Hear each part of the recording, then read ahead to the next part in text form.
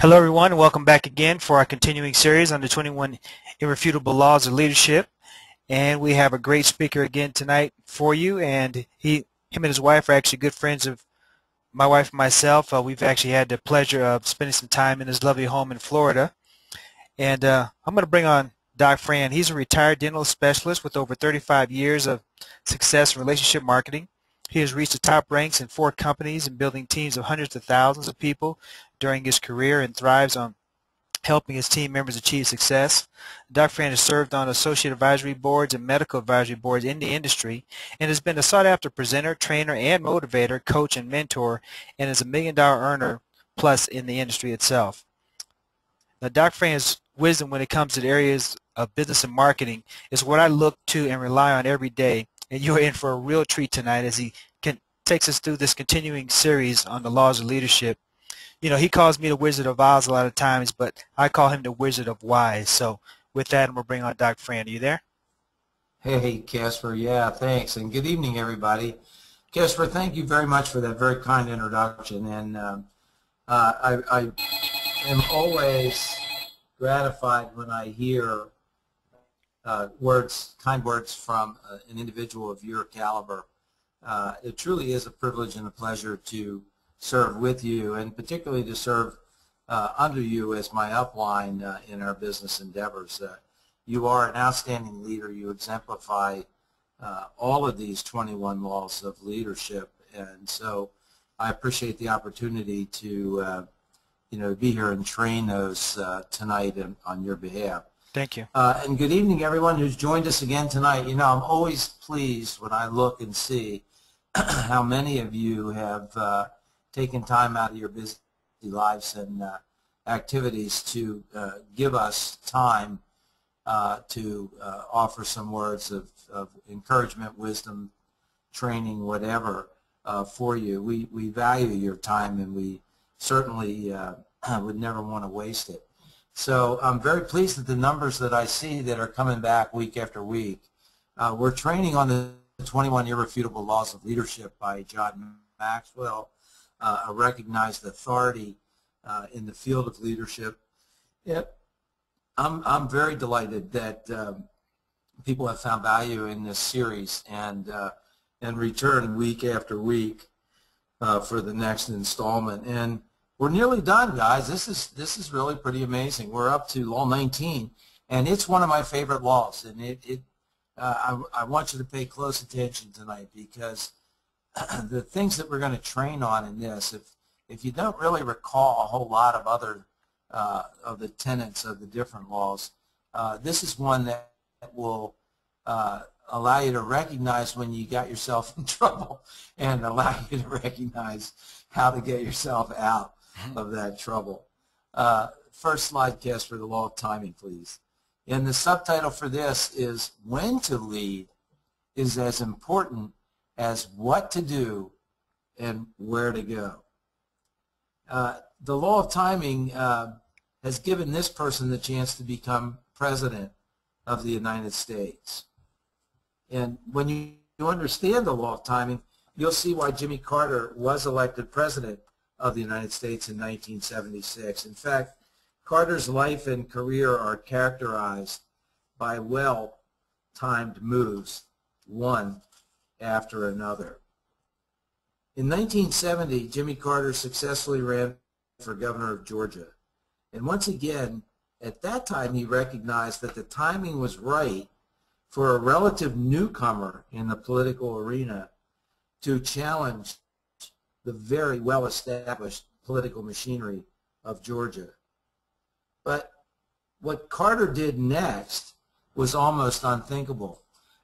Successfully winning the governorship of Georgia, he decided to run for president of the United States. Now, most people figured that a little-known ex-governor from the South with no Washington experience had absolutely no chance to obtain the nomination of the Democratic Party, much less achieve the presidency. But Jimmy Carter was undaunted. He understood the law of timing and how to use it in his behalf. He and a few key associates recognized that the timing would be perfect for him in 1976, and they met to talk about it. The law of timing again showed that it was the right time for an outsider to run, and Carter was everything that recent presidents had not been. He had held no public office while campaigning. He finished his term of governor in 1974. He was not even a lawyer by profession. Blasphemy, guys. He was a vocal proponent of his Christian faith.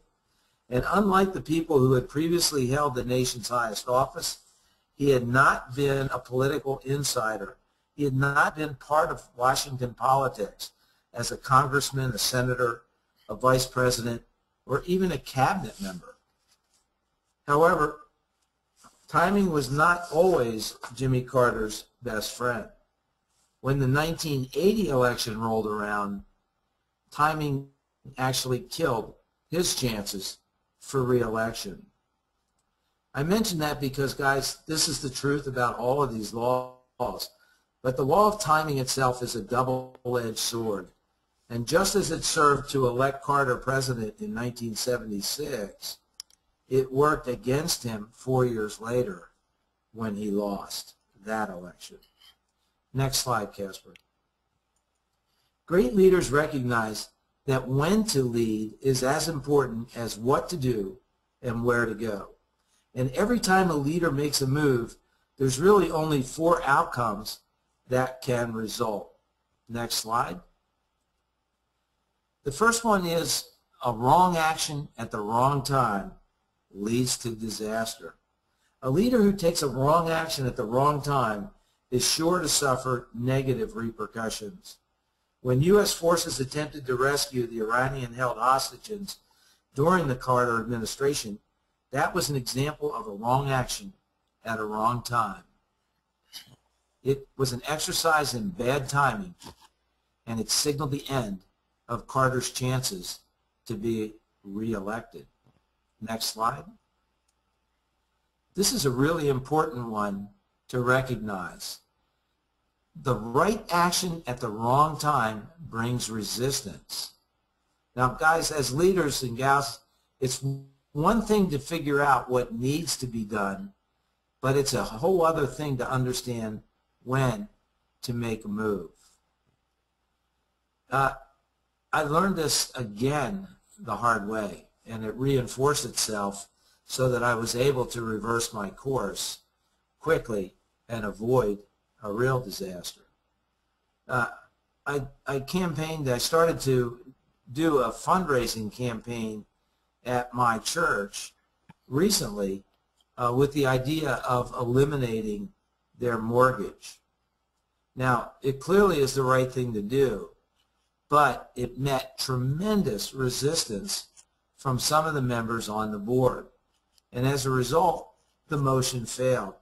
Well, why was that? Well, the timing was wrong. What I didn't recognize was that I had developed too few of the leaders with the idea to support the launch of the idea.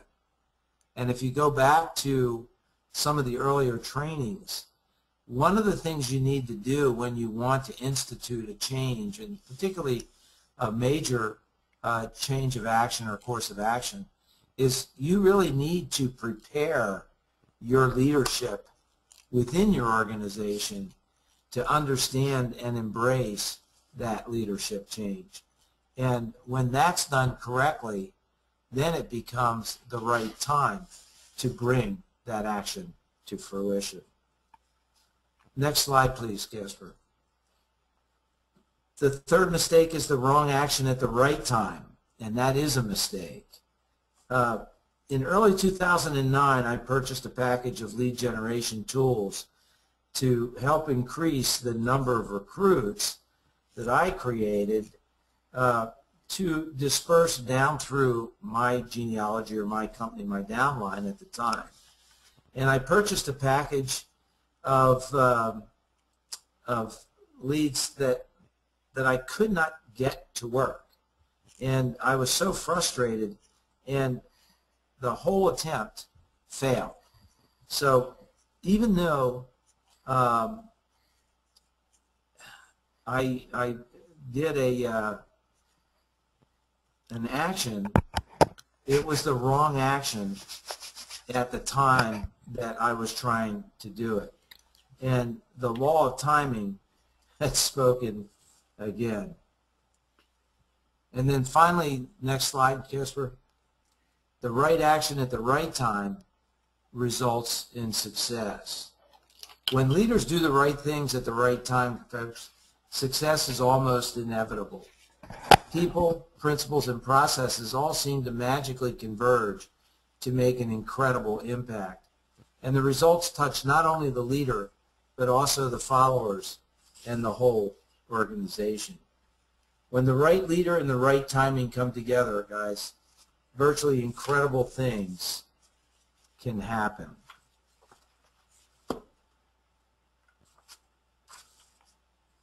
And the point I want to drive home with the law of timing is reading the situation, understanding what you're experiencing. If it's a disaster, you know it was a wrong action at the wrong time. If you're getting a lot of resistance, it's the right action, but it's the wrong time. If it just fails miserably for you, even though the timing was right, it may have been a wrong action, such as buying this series of leads that I could not make work. And finally, the sweet spot is when everything seems to be going right and you're going with the flow, that's inevitably the sign of a right action at the right time. So reading a situation and knowing what to do are not enough all the time to make you succeed in leadership. Only the right action at the right time, most of the time, will bring you success. And most of the time, it will continue to increase your leadership stature. Anything else exacts a high price. And unfortunately, folks, that is the law of timing. With that, I'm Dr. Frank Clark, your partner for success, and that concludes this training. Casper, I'll turn the call back over to you. All right, Dr. Fran, I sure appreciate it. And folks, we are coming to the end of our series. We're not there yet, but we got a couple more to go. So we will see you on the other side for the continuing series on the 21 Irrefutable Laws of Leadership. You have a blessed day.